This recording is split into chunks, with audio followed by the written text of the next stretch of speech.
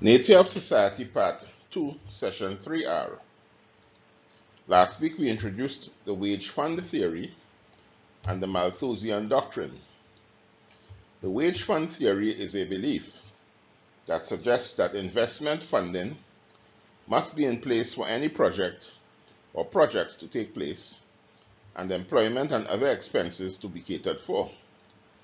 This theory was debunked by indicating that the funding that bank credit provides is really the wealth that has been monetized and advanced from the labors of others in the society, and it is the continued production of labor that backs the credit provided.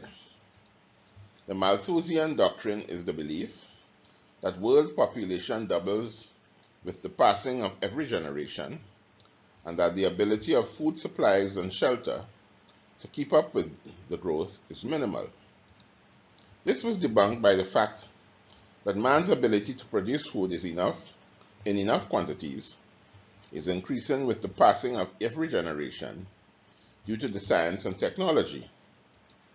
Nature itself usually responds with abundance whenever man desires it to. There is also the spectacle of great abundance lying side by side with the most depraved poverty in every country and on every continent in the world. Did we ourselves examine the wage fund theory and the Malthusian doctrine in the context of the beliefs that society has regarded these two? What belief system did we see in operation during the week? Would anyone like to share? We also concluded last week that the problem is not with production of wealth, but its distribution. This week we will have a look at this. Production of wealth does have a relationship with the distribution of wealth. If the return on production is low, this would discourage production. If in the distribution arrangements in society, some may obtain greater returns by preventing production than by expanding it, then it is highly likely that these arrangements would find favor with the few, especially if these controls the seats of government.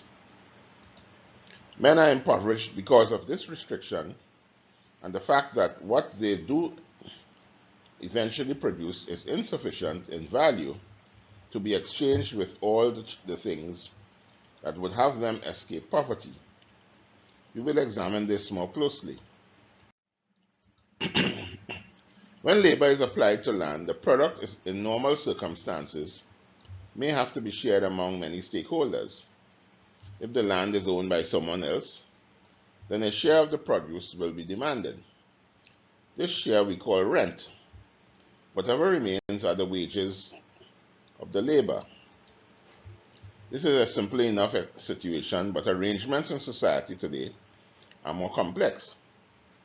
The word rent is normally used to mean the weekly, monthly, or annual payments that a landowner receives, partly for the land and partly for the building.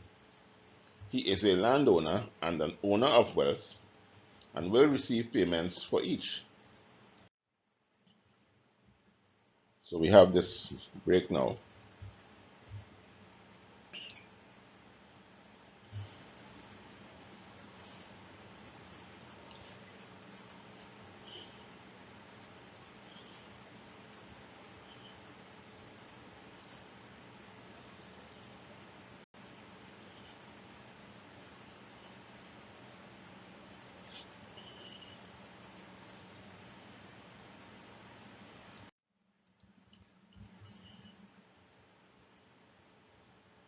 We end this session by again listening to what Henry George has said regarding the terms labor, capital, and wealth. The use of one's mental powers and elevating the moral sense may greatly increase the ability to produce wealth. For man does not live by bread alone. He is not an engine in which so much fuel gives so much power. On a capstan bar or a Marseillaise, or a battle hymn of the Republic counts for bayonets. A hearty laugh, a noble thought, a perception of harmony may add to the power of dealing even with natural things. He who by any exertion of mind or body adds to the aggregate enjoyable wealth, increases the sum of human knowledge, or gives to human life higher elevation or higher or greater fullness. He is, in the large meaning of the words, a producer, a working man, a laborer, and is honestly earning honest wages.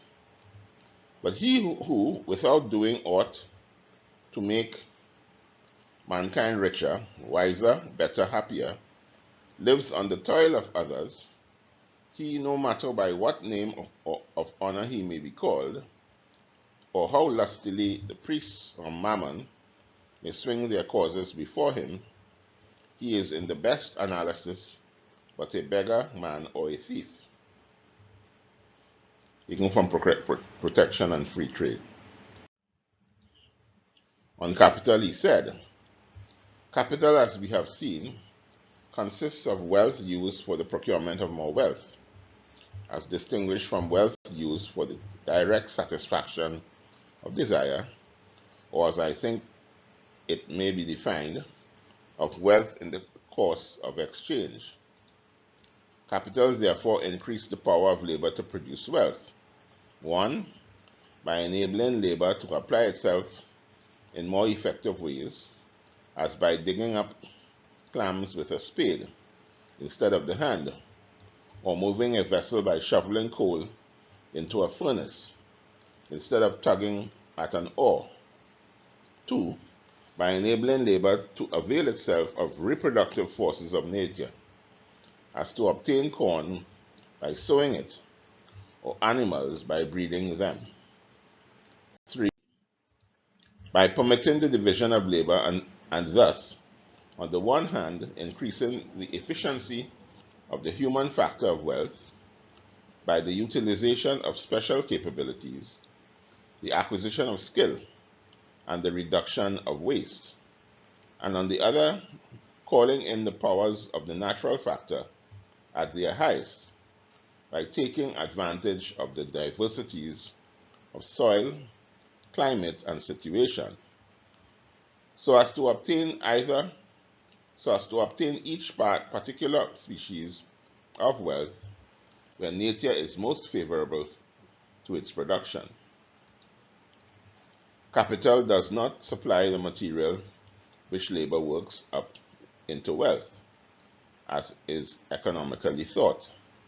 The materials of wealth are supplied by nature, but such materials partially worked up and in the course of exchange are capital. Progress and poverty. Before we end, I would like again to let you attendees know that Unsustainable Development is an educational offering devoted to the dissemination of its cause to all of mankind and to those who have the English language as their official language, in the first instance, and to all eventually all over the world. To make this possible, and because we do not charge a fee for this dissemination, we rely wholeheartedly on monetary donations to meet the cost of achieving these goals. If you have found these sessions useful thus far and would like others to have access to them, we would gratefully accept your donations should you be inclined to offer them.